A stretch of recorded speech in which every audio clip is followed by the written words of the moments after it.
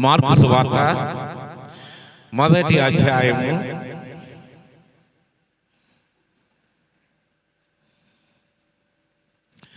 16వ వచనం చదవండి. ఆయన గలిలయ సముద్ర తీరమున వెళుచుండగా సీమోను సహోదరుడగు అంద్రెయ్యయు సముద్రములో వల వేయుట చూచెను. వారు జాలరు. యేసు నా వెంబడి రండి, నేను మిమ్మల్ని మనుషులను పట్టు జాలరులుగా చేసేదనని వారితో చెప్పాను. వెంటనే వారు తమ వలలు విడిచి ఆయనను వెంబడించారు. ప్రార్థన చేసుకుందాం. సర్వకృపానిధికి ప్రభువా, మీ స్తోత్రాలు చెల్లిస్తున్నాం తండ్రి. ఈ సమయమందు చదవబడిన వాక్యం ద్వారా మరొకసారి మాతో మాట్లాడి మమ్మల్ని బలపరచవలసిందిగా మేము ప్రార్థన చేస్తున్నాం. ఈ వాక్యంలోని ప్రభువా లోతైన అనుభవాలు మాకు నేర్పించి మేము ముందు కొనసాగగలిగే కృపను మాకు దయచేసి మీరే నడిపించి మహిమ పొందండి. యేసుక్రీస్తు యొక్క నామమును అడిగి వేడుకొనుచున్నాము తండ్రి, ఆమేన్. యేసు ప్రభువారు సీమోను యొక్క సహోదరుని అంద్రియాని ఏం చేశాడంటే పిలిచాడు. ఏం చేశాడు చెప్పండి? పిలిచాడు. ఎప్పుడైతే దేవుడు వారిద్దరిని పిలిచాడో వెంటనే అనే మాట మనం చూస్తున్నాం. ఏం చెప్పండి? వెంటనే తమ వలలను విడిచి పెట్టి ఆయనను ఏం చేశారు చెప్పండి? వెంబడించినట్లుగా చూస్తున్నాం. యేసుక్రీస్తు వారు మాట్లాడగానే నెంబర్ 1 ఆ మాటకు వెంటనే ఏం చేశారు చెప్పండి? స్పందించారు. రెండవది తమ వలలను విడిచిపెట్టి ఆయనను ఏం చేశారు చెప్పండి? వెంబడించినట్లుగా మనం చూస్తున్నాం. ఎందువలన? వారిద్దరూ జాలరు. ఎవరు చెప్పండి? జాలరు. వారు వృత్తి ఏంటి? సముద్రంలోనికి వెళ్ళి వల వేసి ఏం చేస్తారు చెప్పండి? చేపలు పడతారు. వల వేయకపోతే ఏం పడవు చెప్పండి? చేపలు పడవు. చేపలు పడకపోతే ఏమి రాదు. వారు వాటిని అమ్ముకుంటేనే వారికి ఏంటంటే ధనం వస్తుంది. దాన్ని బట్టి వారి కుటుంబం కూడా ఏంటంటే ముందు కొనసాగాలన్నా, పోషించబడాలన్నా ఆధారం ఏమైందో తెలుసా అండి? వలలే. జాలర్లకి ఏంటమో బోటు ఉంటే సరిపోదు. ఏముండాలి చెప్పండి? వల ఉండాలి. ఆ వలలు వేస్తారు. వలలు వేసినప్పుడు ఆ వలలు ఏం పడతాయి చెప్పండి? చేపలు పడతాయి. ఆ చేపలను ఏం చేస్తారంటే అమ్ముతారు. కానీ తమకు జీవనాధారమైన ఆ వలల్ని ఏం చేశారు చెప్పండి? విడిచిపెట్టి ఆయనను ఏం చేశారంటే వెంబడించినట్లుగా దేవుని యొక్క గ్రంథంలో మనం చూస్తున్నాం. అందుకే నేను కూడా ప్రియమైన దేవుని బిడ్డలారా, దేవుడు నన్ను పిలిచినప్పుడు డిప్యూటీ స్టేషన్ సూపరింటెండెంట్గా నాకు ప్రమోషన్ వచ్చింది. నడికూడి చేస్తున్నాను. అక్కడి నుంచి నేను డిప్యూటీ స్టేషన్ సూపరింటెండెంట్గా నాకు ప్రమోషన్ వచ్చి నేను జాయిన్ అవ్వాలి. కానీ దేవుడేమో నన్ను ఎక్కడ రమ్మని చెప్పండి? దేవుని సేవకు రమ్మంటున్నాడు. నాకు 22 సంవత్సరాలు ఒకవేళ నేను చేస్తుంటే వాలంటీర్ రిటైర్మెంట్కి నేనేమవుతాను తెలుసా? అర్హుడిని అవుతాను. అప్పుడు నా సర్వీస్ ఎంత అయిందో తెలుసా అండి? 15 సంవత్సరాలు ఇంకా లోపే అనుకుంటా. నేను రిజిగ్నేషన్ లెటర్ ఇచ్చాను, యాక్సెప్ట్ చేయలేవాడు. ఏం చేశానంటే సేవకు వచ్చేసాను.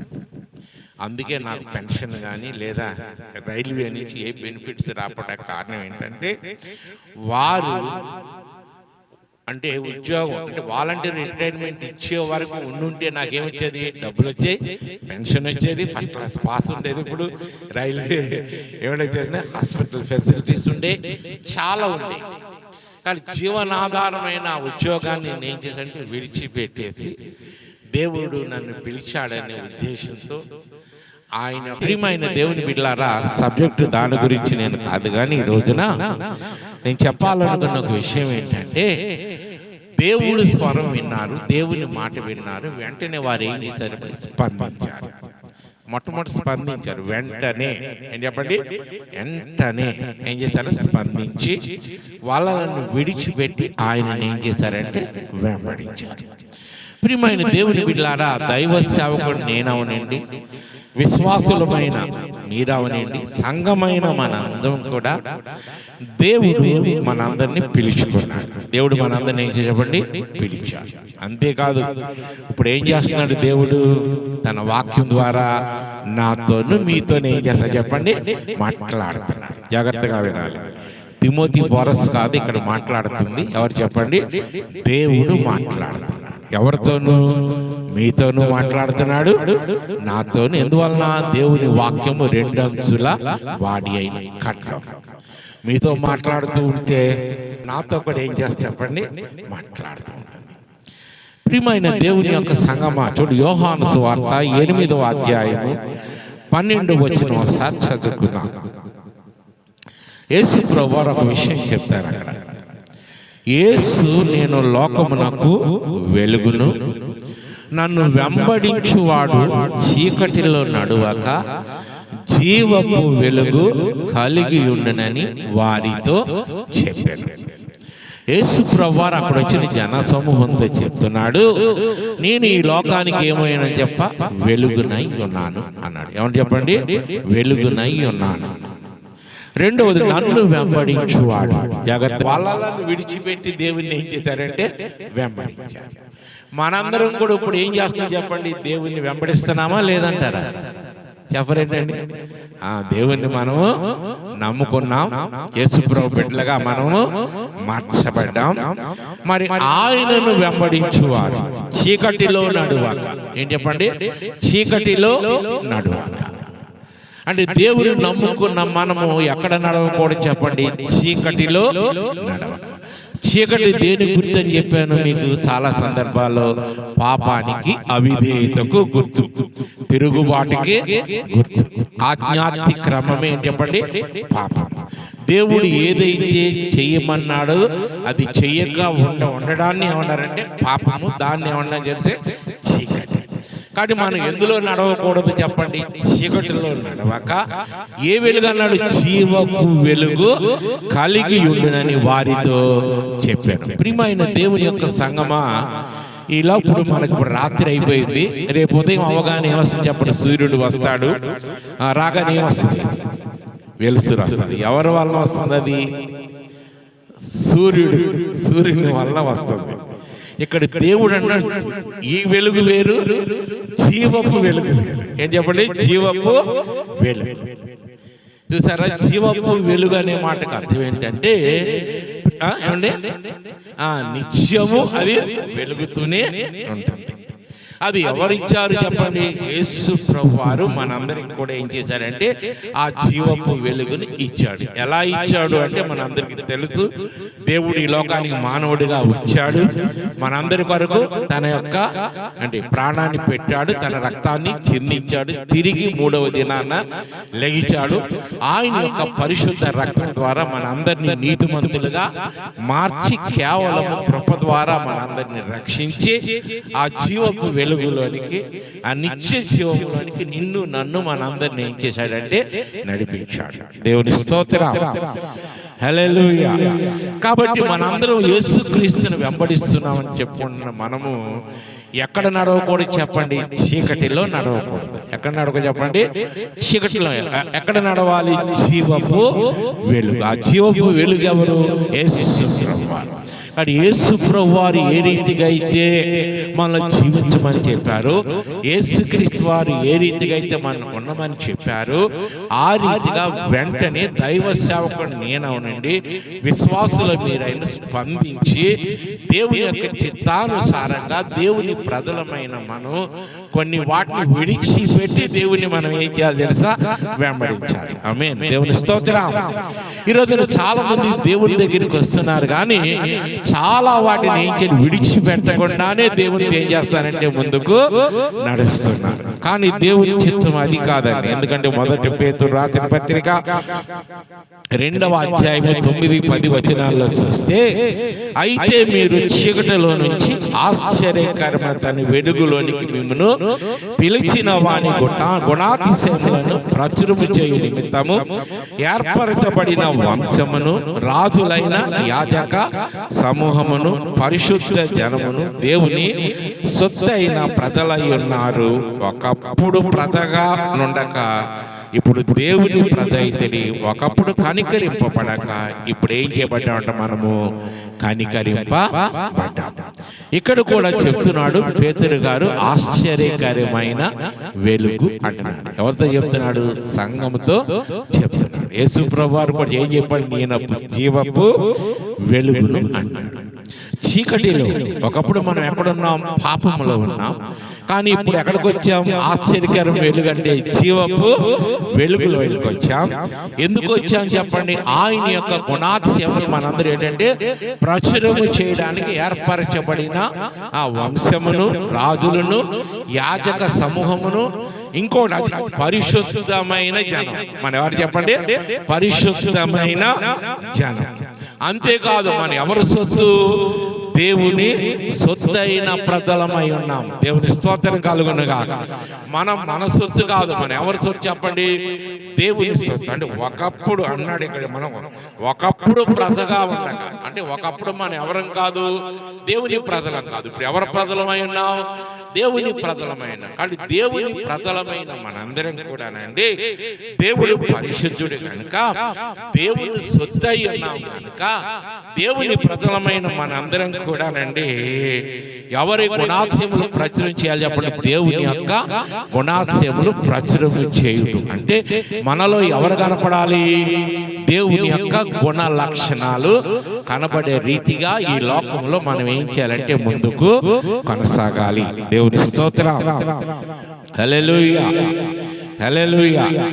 ప్రియమైన దేవుని యొక్క సంగమా, ఈ లోకంలో చాలా మంది దేవుని దగ్గరికి వస్తున్నారు, చాలా మంది దేవుణ్ణి వెంబడిస్తున్నారు. మన రూతు గ్రంథము 3వ అధ్యాయము 10వ వచనం చదవాలి.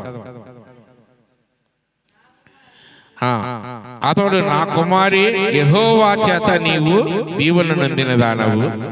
కొద్దివారినే గాని గొప్పవారినే గాని యవనస్తులను నీవు వెంబడింపక ఉండుట వలన నీ మునుపటి సత్ప్రవర్తన కంటే వెనకటి సత్ప్రవర్తన మరి ఎక్కువైనది. కాబట్టి నా కుమారి, భయపడకము, నీవు చెప్పినదంతయు నీకు చేసేదను.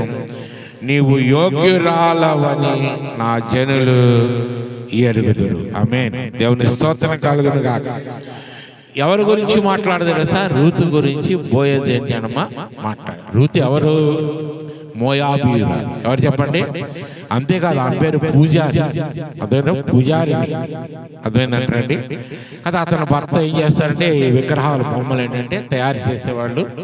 పెళ్ళి అయిపోయింది. యవన కాలంలోనే ఏం చేశారు తెలుసా? చనిపోయారు. యవన కాలంలోనే భర్తను ఏం చేశారంటే పోగొట్టుకున్నారు. పిల్లలు ఎవరు లేరు. పెళ్ళి అవగానే చచ్చిపోయి ఉంటారండి. ఎవరు చెప్పండి? యవనస్తురాలు. ఎవరు? రూతు. అయితే బెత్లెహేములో దేవుడు దర్శించాడని తెలిసి అప్పటికే విగ్రహారాధన విడిచిపెట్టిన ఆమె యెహోవా దేవుడు, సర్వశక్తి కలిగిన దేవుడు విశ్వసించి, నీ దేవుడే నా దేవుడు, నీ జనమే నా జనం. కాబట్టి చావు తప్ప నిన్ను గాని నీ దేవుడిని గాని విడిచిపెట్టదు, నాతో వెంబడి రావద్దు నువ్వు చెప్పొద్దని తన అత్తగారితో పాటుగా ఎక్కడికి వచ్చేసి చెప్పండి? మోయా. మునుపటివి వెనకటివి. అదేనంట. మునుపంటే ముందు, వెనకంటే ప్రెసెంట్ అనుకున్నాను. అప్పుడు కంటే అప్పుడు ఒక ప్రవర్తన ఉందంట, అప్పుడు కంటే ఇప్పుడు ఎలా ఉందంట? ఇంకా సత్ప్రవర్తన కలిగి. నువ్వు యవనస్తులు కానీ ఇతరుని ఎవరు ఏం చేద్దాం వెంబడించలా. అర్థమైందంటారా? అందరూ చూసినప్పుడు నీ ప్రవర్తన చూసి నువ్వు యోగ్యురాలుగా ఏంటంటే కనపడ్డా. కాబట్టి నీకు చేయాల్సిందంతా నేనేంటంటే చేస్తాను అని చెప్పి బోయజ్ ఏం చేశాడంటే రూతుతో మాట్లాడినట్టుగా. రూతు వంశంలోంచి వచ్చారు. ఎవరు చెప్పండి? యేసుక్రీస్తు వారు కదా. రూతుకి బోయజ్కి ఎవరు పుడతారు? యెషయా ద్వారా ఏంటంటే దావీదు వంశం నుంచి ఎవరు వచ్చారు? యేసు ప్రభు వారు వచ్చారు. ఎందుకు ఆ వంశాన్ని ఎత్తుకున్నాడంటే, ఒక విగ్రహారాధికురాలైన ఆమె, ఒక పూజారి ఆమె యేసుక్రీస్తు నమ్ముకున్న తరువాత అక్కడ అంటే మోయాబు దేశంలో కూడా ఎలా ఉంది, మంచి ప్రవక్తను కలిగి ఉంది కాబట్టే కదా ఎవరితో వచ్చేసింది, తన అత్తతో వచ్చేసింది. వార్ప ఏం చేసింది, వెళ్ళిపోయింది. కానీ ఇక్కడికి వచ్చాక ఇంకా సత్ప్రవర్తన కలిగిన వ్యక్తి ఏంటంటే కనిపించింది. కాబట్టి యేసుక్రీస్తు నమ్ముకోకముందు నీ ప్రవర్తన ఎలా ఉందో నాకు తెలియదు, కానీ యేసుక్రీస్తు నమ్ముకున్నాక దేవుని ప్రజలమైన మన ప్రవర్తన ఎలా ఉండాలో తెలుసా? మరి ఎక్కువ ఏంటంటే సత్ప్రవర్తన అంటే మరి ఎక్కువగా దేవుడు చెప్పినట్లుగా మనం ఏం జీవించే జీవిత విధానాన్ని మనం ఏంటంటే కలిగిన వారిగా ముందుకు మనము సాగాలి. దేవుని కొన్ని వాటిని మనం ఏం చేయలేకపోతున్నామమ్మా, వదిలిపెట్టలేకపోతున్నాం, విడిచిపెట్ట లేకపోతున్నాం. ప్రభు దగ్గరికి వస్తున్నాం, ప్రభువును వెంబడిస్తున్నాం, కానీ దేవుని ప్రజలమైన దేవునికి అయిష్టమైన వాటిని మనం ఏంటంటే విడిచిపెట్టలేకపోతున్నాం. అందుకే ఎఫెసీయులకు రాసిన పత్రిక 4వ అధ్యాయము 22 నుంచి చదివితే, నా మునుపటి ప్రవర్తన విషయంలోనైతే మోసకరమైన దురాశలలో చెడిపోవు మీ ప్రాచీన స్వభావం వదులుకొని మీ చిత్తవృత్తి యందు నూతన పరచబడిన వారై నీతియు యథార్థమైన భక్తియు గలవారై దేవుని పోలికగా సృష్టింపబడిన నవీన స్వభావమును మీరేం చేయాలంటే ధరించుకొనండి. దేవుని స్తోత్రం. యేసుక్రీస్తు నమ్ముకోనప్పుడు ఎలాంటి వాళ్ళం మనం చెప్పండి? మోసకరమైన దురాశలతో చెడిపోయిన స్వభావాలు కలిగిన వారు. కానీ ఎప్పుడైతే యేసు ప్రభువును నమ్ముకున్నామో అప్పుడు మనలో ఏముండాలంట? నీతిమంతులుగా జీవించాలి, యథార్థమైన భక్తి కలిగి, ఎవరి పోలికగా? దేవుని యొక్క పోలికగా సృష్టింపబడి నవీన స్వభావాన్ని మనం ఏం చేయాలంటే ధరించుకోవాలి. దేవుని స్తోత్రం. అంటే పాత స్వభావం ఏమో చెప్పండి పోవాలి, మనలో ఏమి రావాలి చెప్పండి? కొత్త స్వభావము రావాలి. ఆమేన్. దేవుని యొక్క పోలికలోనికి రావాలి. నవీన స్వభావం అంటే అర్థం ఏంటి? మనలో ఉన్న పాత స్వభావము పోవాలి, కొత్త స్వభావం అంటే దేవుని యొక్క స్వభావంలో మనలో ఏం చేయాలంటే రావాలి. ఈ రోజున దేవుని బిడ్డలమైన మనందరూ దేవుని నమ్ముకున్నాం, దేవుని వెంబడిస్తున్నాం అనుకుంటున్నాం, కానీ చాలా విషయాలలో మనం ఏం చేయట్లేదు తెలుసా? దేవుని వెంబడించవలసిన రీతిగా మనం ఏంటమ్మా వెంబడించట్ల. దేవుని స్తోత్రం. అందుకే కీర్తనాకారుడు రాస్తాడు, 18:21 చదవండి. యెహోవా మార్గములో నేను అనుసరించుచున్నాను, భక్తిహీనుడనై నేను నా దేవుని విడిచిన వాడను. ఆయన న్యాయ విధులన్నిటినీ నేను లక్ష్య పెట్టుచున్నాను, ఆయన కట్టడలను త్రోసివేసిన వాడను కాను. దేవుని యొక్క బిడ్డలమైన మనందరి జీవితాలలో ఎవరి మార్గాన్ని అనుసరించాలి చెప్పండి? దేవుని మార్గాన్ని మనము అనుసరిస్తూ భక్తిహీనులమై ఎవరిని విడిచిపెట్టకూడదు, దేవుణ్ణి మనం ఏంటంటే విడిచిపెట్టకూడదు. ఆయన యొక్క న్యాయ విధులు అంటే ఆయన యొక్క దేవుని వాక్యాన్ని మనం ఏం చేయాలంటే లక్ష్య పెట్టి ఆయన చెప్పింది పక్కకు తోసివేయకుండా దేవుని ప్రజలమైన మన అందరం కూడా ఏం చేయాలి తెలుసా అండి? ఆయన చెప్పినట్లుగా మనం ఏం చేయాలంటే ముందుకు కొనసాగాలి. దేవుని స్తోత్రం. హల్లెలూయా. ఈ రోజు రోజుకి మన భక్తి ఎక్కువ ఉందా తగ్గిపోతుందా చెప్పాలి? భక్తిహీనమై దేవుని ఏం చేస్తాం తెలుసా? విడిచిపెట్టేస్తున్నాం. దేవుని విడిచిపెట్టేస్తున్నాం అంటే మీరు అనుకోవచ్చు, ఏంటి పాస్టర్ గారు మేము దేవుని విడిచిపెట్టి ఇప్పుడు ఇక్కడ ఎందుకు వస్తాం? ఈ శుక్రవారం మేము ఉపవాసం కొట్టడానికి వచ్చి ఇక్కడ ఎందుకు కూర్చుంటాం మీరు అనుకుంటున్నారేమో. వచ్చారు, నిజమే, నేను కాదంటలా, మీరు మంచివాళ్లే, మీరు ఉపవాసం ఉన్నారు అనుకుందాం. ఈరోజు ఎక్కడికి వచ్చారంటే ఉపవాసం కొట్టడానికి వచ్చారు కాదు. నేను చెప్తుంది ఏంటి తెలుసా? మీరు ఇంకా చాలా విషయాలు ఏం చేయట్లా విడిచిపెట్టట్లేదు. దేవునికి అయిష్టమైన వాటిని విడిచిపెట్టకుండా మనం ఎక్కడికి వస్తాం చెప్పండి? దేవుని దగ్గరికి వచ్చి దేవుని వెంబడిస్తున్నామని అజ్ఞానంలో మనం ఏంటంటే ముందుకు కొనసాగుతున్నాం. దేవుని స్తోత్రం. గట్టిగా స్తోత్రాలిద్దాం. కాబట్టి యేసుక్రీస్తు రక్తం చేత కడగబడిన మనందరము, యేసుక్రీస్తు నమ్ముకున్న మనందరము కూడా సీమోనును ఇంకేనండి ఆయన సహోదరుని అంద్రియాయు తమ వలలను విడిచి ఆయనను ఏం చేశారంటే వెంబడించారు. కాబట్టి ఈ రోజున దేవుని బిడ్డలమైన సేవకుడైన నేనవనండి, విశ్వాసులైన మీరందరికీ కూడా మనం ఏం చేయాలి చెప్పండి? మన ప్రాచీన స్వభావాన్ని విడిచిపెట్టి దేవుని యొక్క స్వభావాన్ని ధరించి దేవుని ప్రజలమైన మనం దేవుణ్ణి వెంబడించేవారుగా ఉండాలి. రక్షణ పొందిన నీవు ఎన్ని సంవత్సరాలు అయితే నీ జీవితంలో నీలో ఇంకా పాత స్వభావం ఏముందా?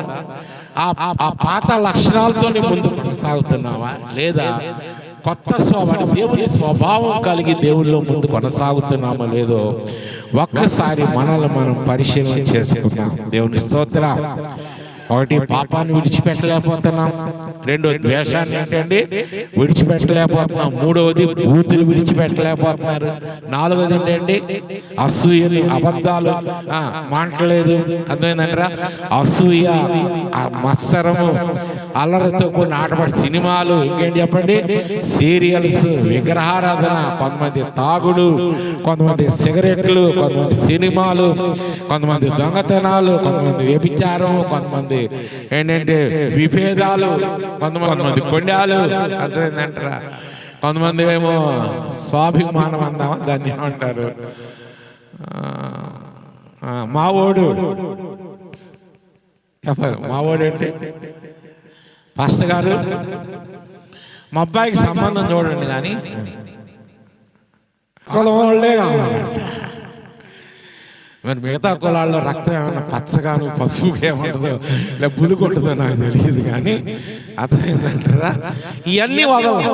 అర్థమైందంటే మళ్ళీ ఎవరిని అక్కడికి వస్తాను, దేవుని దగ్గరికి వస్తాను. అందుకే యెహోషువ, కాలేబులు తప్ప ఎవ్వడు కూడా హృదయపూర్వకంగా దేవుని ఏంటంటే అనుసరించలేదు.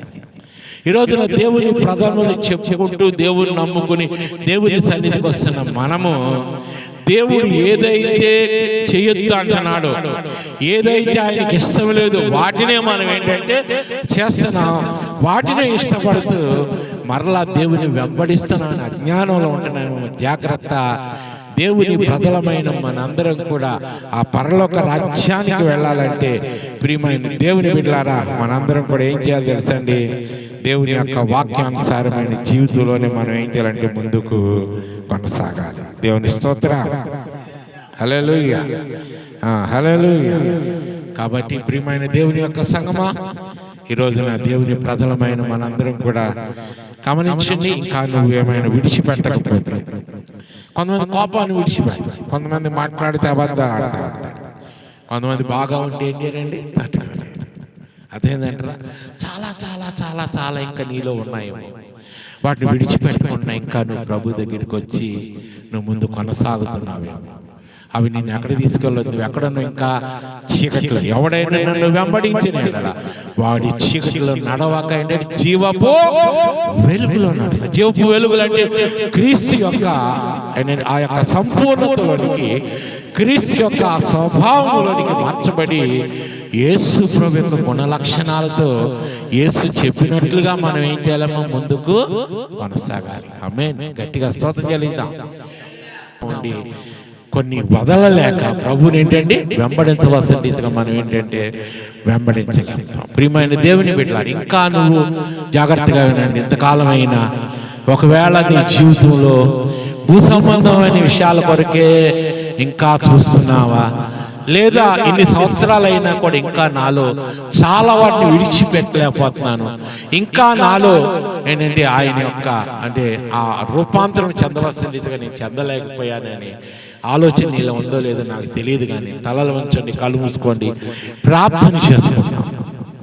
ఇంకా ప్రభు ఆ బూతులు మానలేవు, ఇంకా నేను అబద్ధాలమ్మా, ఇంకా నాలో కోపం పోవట్లేదు, ఇంకా నేను సినిమాలు చూడడం మాటలు, ఇంకా నేను సీరియల్ చూడడం మాటలు, ఇంకా నేను గొడవలు పెట్టడం మాటలు, ఇంకా బూతులు తినడం మాటలు, అక్కడ మాటలు ఇక్కడ మాటలు అక్కడ చెప్పి మనుషుల మధ్య విభేదాలు సృష్టించడం మాటలు, నాలో ఈర్ష్య, నాలో ద్వేషం, నాలో అసూయ, నేను చాలా ఇంకా వదిలిపెట్టలేకపోతాను.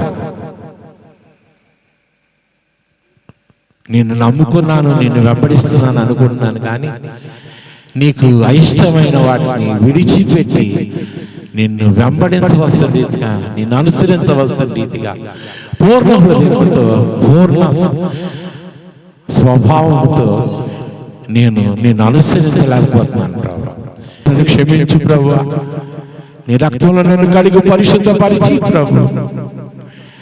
కొంతమంది స్వస్థతల కొరకు, కొంతమంది తిండి కొరకు, కొంతమంది ఇంకా జనము దాని కొరకు దీని కొరకు వెంబడించారు. నీ రాజ్యమును వెతకమన్నా, నీతిగా జీవించలేకపోతున్నాను, నీ యందు భయభక్తులు కలిగి నీ స్వరూపంలోనికి నేను మార్చబడలేకపోతున్నాను. దయచేసి నన్ను క్షమించి పరిశుద్ధపరిచి పవిత్రపరిచి, నాలో ఇంకా వేటిని విడిచిపెట్టలేకపోతున్నాను, వాటన్నింటినీ ప్రభు నేను విడిచిపెట్టి ప్రభు నీ వాక్యానుసారంగా, నీ చిత్తానుసారంగా నేను ముందుకు నడవడానికి, నిన్ను వెంబడించడానికి, నిన్ను అనుసరించడానికి, నువ్వు చెప్పినట్లుగా నీ వాక్యానుసారంగా నా జీవిత విధాలను ముందు కొనసాగగలిగేటువంటి మనస్సును నాకు దయచేసి ప్రభు. అలా నడవగలిగే కృపను, శక్తిని, బలాన్ని నాకు అనుగ్రహించండి ప్రభు. నీ జీవపు వెలుగులో నేను ఉండాలి ప్రభు. నేను ఇచ్చే జీవానికి నేను వారసుడిగా, వారసురాలుగా రేపొద్దున నువ్వు వచ్చినప్పుడు ప్రభు నీ బూర స్వరం వినగలిగే రీతిగా ప్రభు,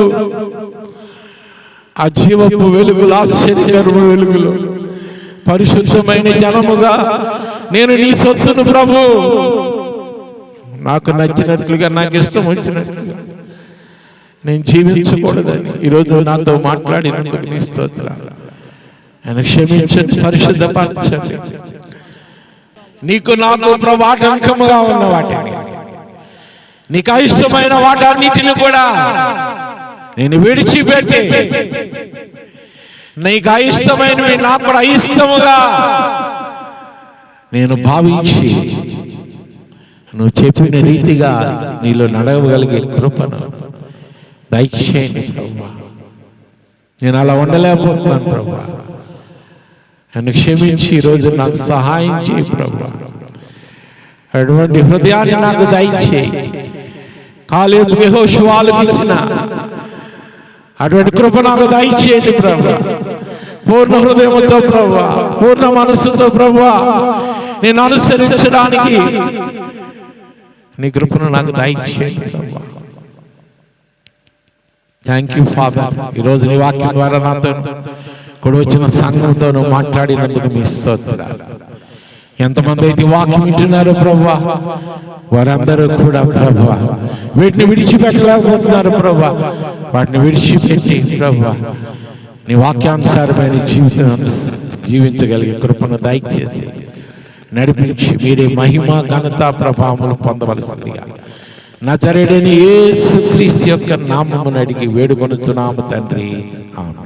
మన తండ్రి అయిన దేవుని ప్రేమ, మన ప్రభువును రక్షకుడైన యేసుక్రీస్తు వారి కృప, పరిశుద్ధాత్మని యొక్క అన్యోన్య సహవాసం కూడి ఉన్న మనకు ఆయన రాకడ పర్యంతము తొట్టిల్లకుండా కాపాడగలిగే శక్తిని, బలమును దేవుడు మనకు అనుగ్రహించును గాక. ఆమేన్, ఆమేన్, ఆమేన్.